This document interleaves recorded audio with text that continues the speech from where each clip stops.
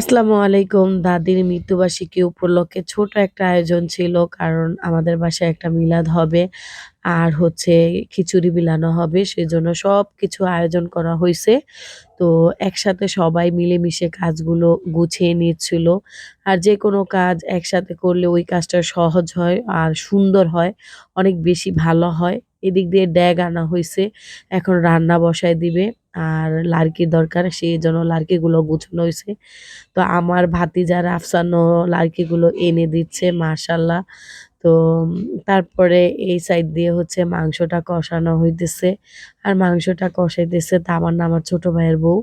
তো ওর হাতের রান্না অনেক বেশি ভালো। সেজন্য ওকেই এই দায়িত্বটা দেওয়া হইছে। আর আমি একটু সাহায্য করতেছিলাম মসলা, তারপরে এটা সেটা আগায় দিচ্ছিলাম। তারপর দেখি আঙ্কেল রান্না বসায় দিছে। আর ১ম এ সবজিগুলো কষায় নিচ্ছিল। আর এই আঙ্কেলের রান্না অনেক বেশি ভালো হয়। এর আগেও এই আঙ্কেলই আমার দাদির প্রোগ্রামে রান্না করেছিল। তো ১ ডেক খিচুড়ি প্রায় রান্না হয়ে গেছে। সেজন্য এই মাংসগুলো মিক্স করা হইতেছিল। বিশ্বাস করেন এত সুন্দর ঘ্রাণ আসতেছিল পুরো বাড়ি ভরে গেছে। অনেক বেশি আনন্দ লাগতেছিল। আর একসাথে সবাই মিলেমিশে কাজ করতেছিলাম। আমিও একটু রান্নায় সাহায্য করতেছিলাম।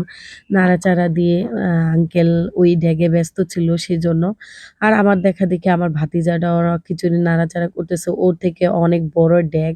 তো এই জিনিসটা অনেক ফানি লাগতেছিল। আলহামদুলিল্লাহ খিচুড়ি রান্না শেষ। সবাইকে বিলানো হচ্ছে আর অনেক বেশি ভালো হইছে খিচুড়ি। তো আমার দাদির জন্য দোয়া করবেন। আল্লাহ হাফেজ।